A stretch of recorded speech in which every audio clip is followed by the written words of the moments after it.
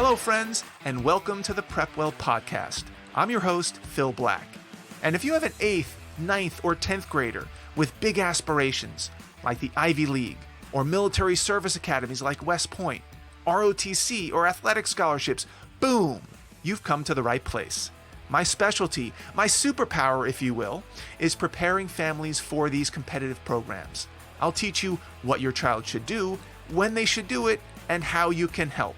So stick around and prepare to out-prepare. Hello, friends, and welcome to the PrepWell podcast. Today's episode is mostly geared toward high school seniors who have by now, number 1, submitted most of their college applications, and 2, who were not admitted early into their dream school. And I would say that this represents the majority of students out there. For those students who were admitted early to their dream school, awesome, congratulations. Your early work and preparation really paid off, and now you get to reap the benefits. It also means that this episode may not be particularly relevant for you right now. That's okay. The question I'd like to ask everyone else, however, is now what? What do you do now that your applications have been submitted? How do you handle the waiting game? Because most of you won't hear back from colleges for 2 or 3 months. In fact, for our purposes today, let's err on the longer side of things. Why don't we call it the 3-month wait? And this is a tough wait because most students, justifiably in most cases, believe that their future is hanging in the balance, and they're anxious to get answers so they can plan and move on with their lives. Unfortunately, that's not the way it works. These admissions officers have to read and review and make decisions. And so we wait, and we wait, and we wait. Now, in the pre-COVID times, this wasn't quite as bad because there were a lot more distractions that could take our mind off the waiting. We had sports and senior activities and movies and parties and a social life. Now that COVID is restricting a lot of these activities, the wait can feel a lot more pronounced. One piece of common sense advice to help us deal with the waiting is to find fun things to do, things that interest us, things that make the time go faster. In psychology, they call this finding your flow, finding the things that are so engaging that we lose track of time. Now, obviously, this is a very personal thing. Maybe for you, it's playing the guitar, or reading books, or exercising, or watching movies, or playing video games, or making YouTube content, whatever it might be. Try your best to seek out these types of activities that put you in that flow state, and your wait will be a bit more tolerable. Now, in addition to looking for practical, tangible flow state activities, if you will, how should you orient your mind? Should you be optimistic or pessimistic or somewhere in between? What's the best way to manage the emotional roller coaster that you'll be grappling with for the next few months? Well, here's my advice. I suggest that right now, let's call it month 1, you take on an aggressively optimistic mindset. Convince yourself now that you're in great shape. You'll get into all the schools you apply to, and you'll get to choose the best fit college for you. It almost doesn't matter how realistic this notion is, because there's not much you can do about it now anyway. So we may as well take on a feeling of confidence for the time being. Worrying about potential negative outcomes won't do anyone any good right now anyway, because there's no way to change anything.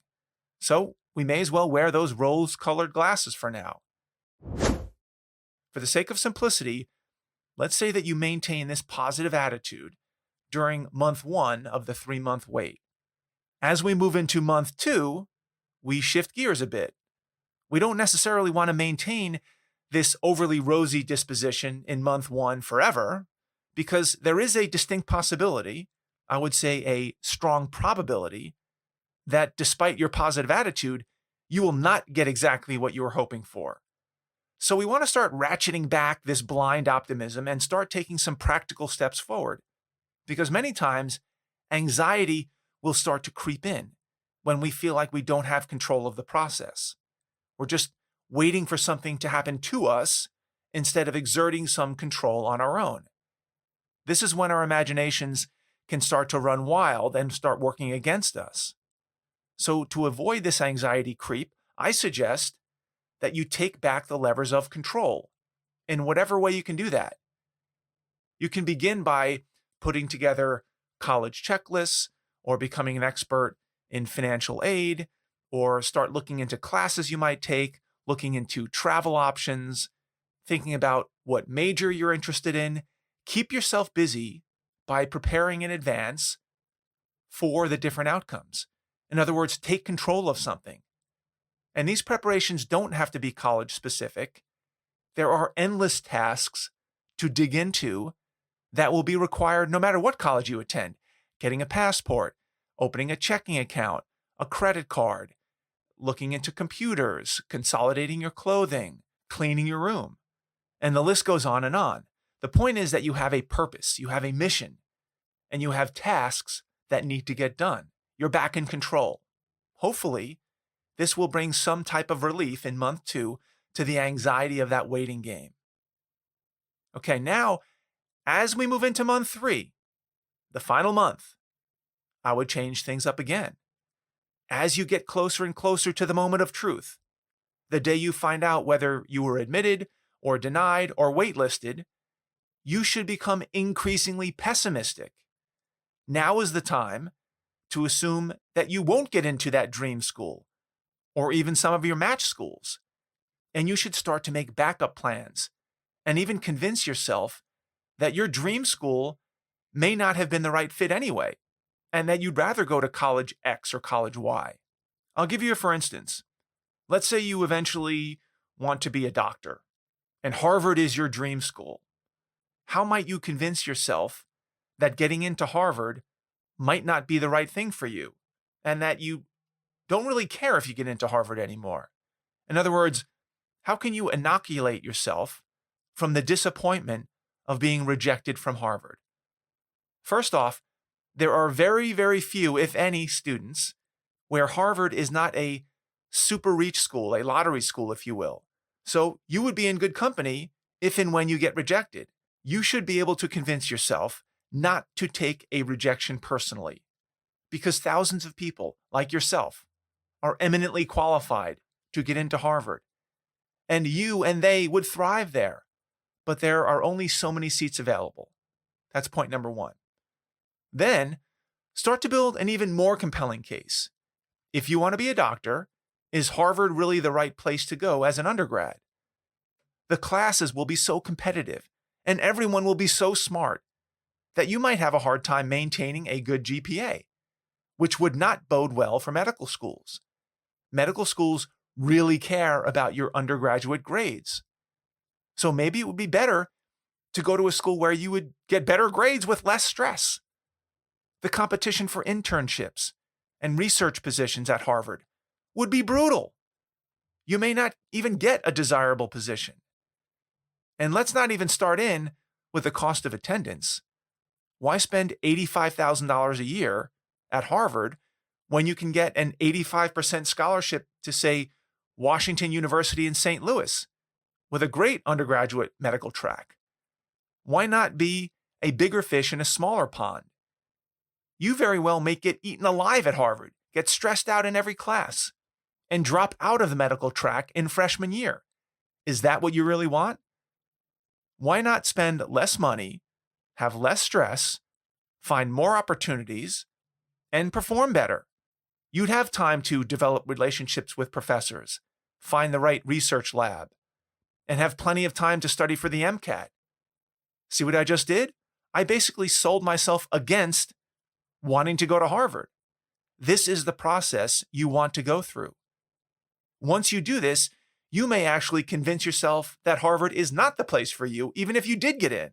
Now, instead of feeling the pressure of getting into Harvard, instead, you've come up with a backup plan that sounds pretty darn good. This is the process you go through, school by school. The strategy is to come up with plans on how to adapt should the worst case scenario come to pass.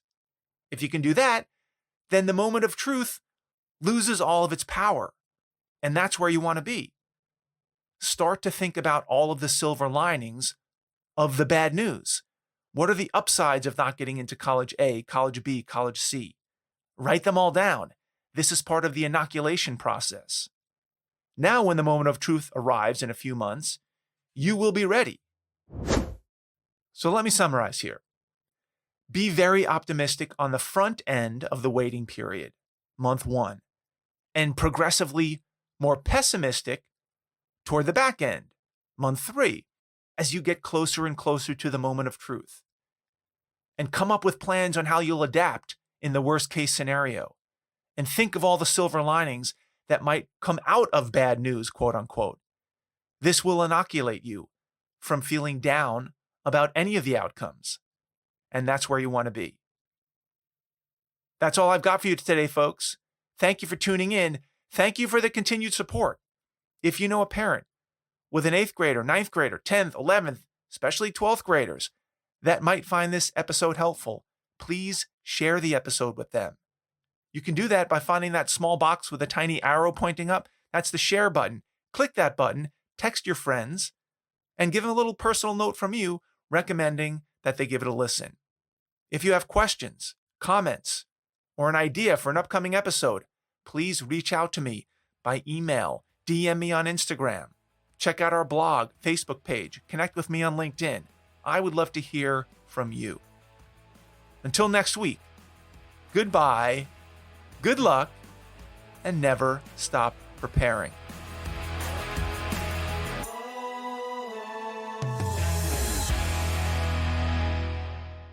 This podcast is brought to you by PrepWell Academy.